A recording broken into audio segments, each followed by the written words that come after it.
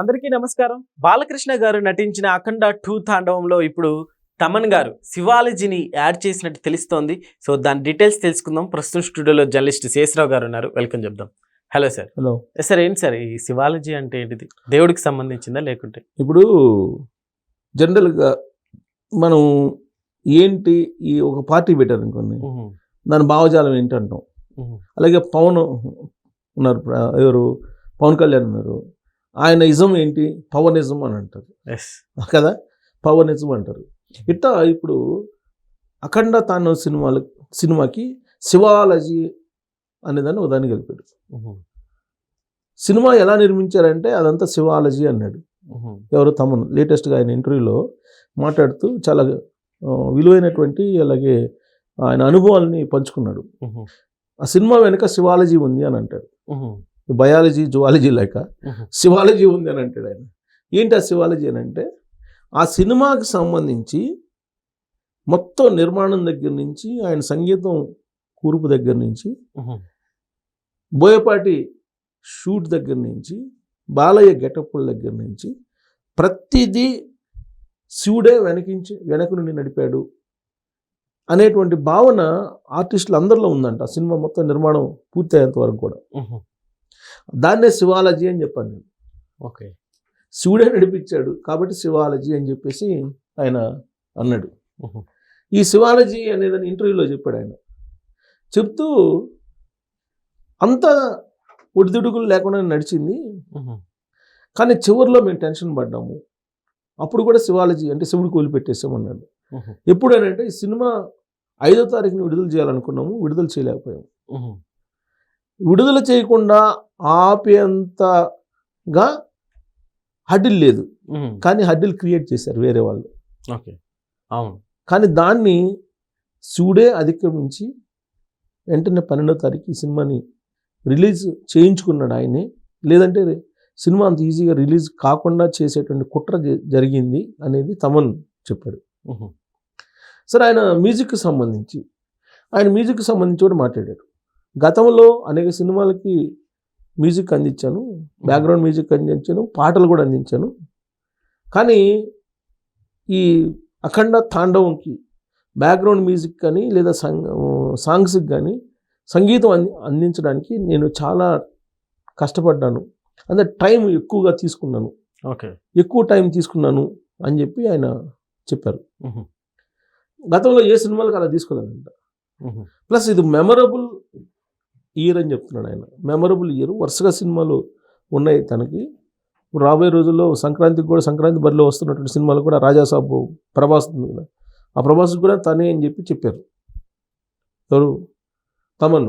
Okay, చెప్తూ అఖండాకి background songs కానీ లేదంటే జాజికాయ పాట ఉంది కదా, దానికి కానీ తర్వాత దానికి ఈజీగానే అయిపోయింది. బట్ తర్వాత మీకు ఆధ్యాత్మిక స్పిరిచువల్ కోణంలో ఉండేటువంటి సాంగ్స్కి శివుడి పరకాయ ప్రవేశం చేసినట్టుగా ఆ రేంజ్లో మ్యూజిక్ని అందించాలి, ఎలా అందించాలి అనే దాని మీద నేను ఎక్కువ చాలా థింక్ చేసి చేయాల్సి వచ్చింది. బట్ ఏ సినిమాకి ఎంత థింక్ చేసి చేయాల్సిన పని లేకుండా అయిపోయాయి. కానీ ఇది జరిగింది. కాకపోతే ఎంత థింక్ చేసినా కానీ లాస్ట్కి ఆ శివుడే వచ్చి ఆ మ్యూజిక్ని అందించినట్టు ఫీల్ అయ్యాను నేను.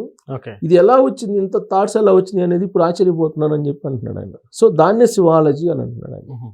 ఇప్పుడు ఈ సినిమా ఏంటి, స్పిరిచువల్ స్టోరీ స్పిరిచువల్, యాక్టర్ ఏమో మాస్ కదా, అవును. మళ్ళీ ఎండింగ్ ఏమో వారు. ఈ 3 అంశాలని మిక్స్ చేయటం, ఎలా మిక్స్ చేయాలి అనే దాని మీద చాలా కష్టపడ్డానంట. సార్, 3 కూడా చాలా బ్యాలెన్స్ గా కూడా సినిమాలో మనకు ఆ బ్యాలెన్స్ చేయటంలోనే చాలా టఫ్ అనిపించింది, కానీ అద్భుతంగా బ్యాలెన్స్ చేశాడు బోయపాటి శ్రీను అని చెప్పి తమన్ చెప్తున్నాడు. అంటే నీకు స్పిరిచువల్ స్టోరీ, మాస్ హీరో, యుద్ధానికి సంబంధించినటువంటి దేశభక్తి మళ్ళీ అంతే కదా, హైందవ ధర్మం దాన్ని మళ్ళా యుద్ధాలకి అంతర్జాతీయ ఇష్యూ కింద దాన్ని కన్వర్ట్ చేయటం, ఇవన్నీ ఒకదానికి లింకప్ చేయటం అనేది చాలా టఫ్ అనిపించింది. కానీ అద్భుతంగా లింకప్ చేశాడు అనేది తమన్ చెప్తున్నాడు బోయపాటి గురించి. ఓకే. జనరల్గా మాస్ ఆఫ్ గాడ్ అంటారు బాలకృష్ణని. అవును. అతను మాస్ హీరో. మాస్ హీరోని ఒక స్పిరిచువల్ యాంగిల్లో చూపించాలంటే అంత ఈజీ కాదు. ఎస్. కానీ ఆ దాంట్లో చూపించడంలో సక్సెస్ అయ్యాడు బోయపాటి. అలాగే ఆడియన్స్ కూడా మెచ్చుకుంటున్నారు అని చెప్పి తమని చెప్తున్నారు. మాస్ హీరోని మీకు స్పిరిచువల్ యాంగిల్లో చూపించి దాన్ని సక్సెస్ చేయటం అని అంటే అది చాలా టఫ్ అని చెప్పి ఆయన ఫీల్ అవుతున్నాడు. దాన్ని అలా సక్సెస్ కావడం వెనక కూడా శివాలజీ ఉందంటారు. ఓకే. పరకాయ ప్రవేశం చేశాడు ఆ క్యారెక్టర్లో బాలకృష్ణ అని చెప్పి తమని చెప్తున్నారు. సో ఇలా ప్రతి క్యారెక్టర్ తీసుకున్నారు. ఇప్పుడు ఆ సర్వేపల్లి సిస్టర్స్ ఉన్నారు, అలాగే వాళ్ళు బ్రదర్స్ ఉన్నారు, ఎవరు మిశ్రా బ్రదర్స్. ఓకే. వీళ్ళతో పాటు గంగాధర శాస్త్రి గారితో పాడిచ్చారు ఈయన. సో వీళ్ళందరూ వచ్చి పాడటం, తర్వాత కనకవ్వ అంటారు, కనకవ్వను కూడా తీసుకొచ్చి పాడిచ్చారంట. ఇవన్నీ ఆ మ్యూజిక్ని అందించడంతో పాటు ఈ వాయిస్ అన్నిటిని కూడా మిక్స్ చేయటం, కనకవ్వ వాయిస్, గంగాధర శాస్త్రి గారి voice, Sarvepalli sisters voice, Mishra brothers voice, వీటన్నిటిని చేసి ఆ స్పిరిచువల్ యాంగిల్లో మళ్ళీ బాలకృష్ణ గారి మాస్ కోణాన్ని చూపించి మ్యూజిక్ని అందించడం అనేది కొంత టఫ్ ఫీల్ అయినా బట్ శివాలజీ నడిపించింది అని అంటాడు. ఓకే. సో కాబట్టి ఇది సినిమా సక్సెస్ కూడా శివాలజీనే అంటాడు.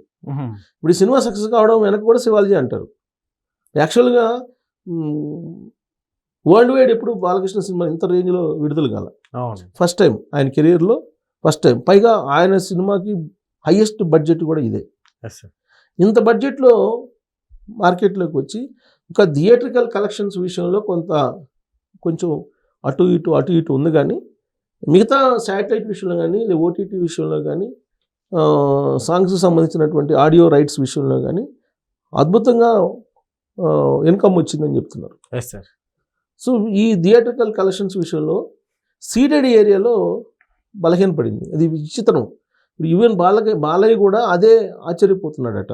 టాలీవుడ్లో మాట్లాడుకుంటున్నటువంటి అంశం ఇది. ఓకే. జనరల్గా బాలయ్య సినిమాలకి సీడెడ్లో ఎక్కువ వస్తుంది కలెక్షన్స్.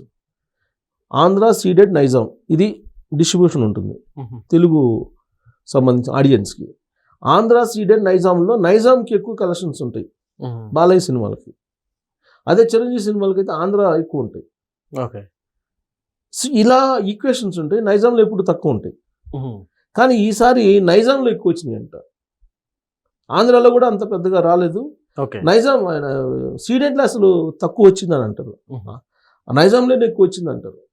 సో కాబట్టి ఆ సీడెడ్లో రాకపోవడం అనేది ఎందుకు రావట్లేదు? సీడెడ్లో జనరల్గా బాలయ్య సినిమాలకు హైయెస్ట్ వస్తుందంట కలెక్షన్స్. ఏ సినిమా అయినా సరే, అది డిజాస్టర్ సినిమా అయినా సరే కలెక్షన్స్ ఎక్కువ ఉంటుందంట సీడెడ్లో. కానీ ఈ సినిమాకి మాత్రం సీడెడ్లో లేదు. అంటే దానికి కారణం ఏంటి అని అంటే పొలిటికల్ కొంత డ్రైవ్ నడిచింది దీని వెనక అనేది. పొలిటికల్ డ్రైవ్ అంటే ఏంటి? వైఎస్ఆర్ కాంగ్రెస్ పార్టీ వాళ్ళు రాయలసీమ ఏరియాలో కొంత ఎక్కువ ఉంటారు అనేది. సో అక్కడ డ్రైవ్ నడిచింది, వైఎస్ఆర్ కాంగ్రెస్ పార్టీ డ్రైవ్ చేసింది. అక్కడ పైగా హిందూపురంలో ఎమ్మెల్యే అయింది. సో దాంతో ఒక డ్రైవ్ నడిపారు గతంలో ఎప్పుడు లేని విధంగా వైఎస్ఆర్ కాంగ్రెస్ పార్టీ వాళ్ళు. దాని కారణంగా సీడెడ్లో కలెక్షన్స్ గతం కంటే తగ్గాయి అని చెప్పి ఒక అంచనా వేస్తుంది. జనరల్గా సినిమాలకి రాజకీయాలతో సంబంధం ఉండదు. సినిమాలకి రాజకీయాలతో సంబంధం లేకుండా సినిమాలు చూస్తుంటారు. కానీ ఈ సినిమా విషయంలో మాత్రం ఆ ఎఫెక్ట్ పడింది అని అంటారు. ఎందుకంటే సినిమా ఆగిపోవటం, దాని వెనక కుట్ర ఉందంటాం, ఆ కుట్ర వెనక ఎవరున్నారు అని అంటాం, ఆ కుట్ర చేసినటువంటి వాళ్ళ వెనక ఏ పొలిటికల్ పార్టీ ఉందని చెప్పి రకరకాలుగా సోషల్ మీడియాలో రావడం, ఇవన్నీ కూడా ఆ సీడెడ్ కలెక్షన్స్ తగ్గడంలో కొంత ప్రభావం చూపించాయి అనేది వస్తూ ఉంటుంది. సరే, ఏది వచ్చినప్పటికీ హడ్డిల్స్ వచ్చినప్పటికీ కలెక్షన్స్, థియేట్రికల్ కలెక్షన్స్ కొంచెం అటు ఇటు ఉన్నప్పటికీ కూడా ఇదంతా కూడా శివాలజీ అని అంటున్నారు ఆయన.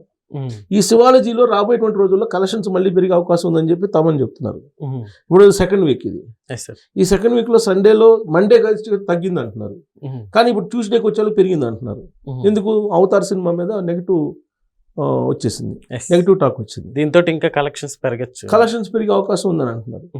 శుక్రవారం 2 సినిమాలు ఏదో రిలీజ్ అని, అవి కూడా పర్ఫార్మెన్స్ అప్ టు మార్క్ లేవంటున్నారు.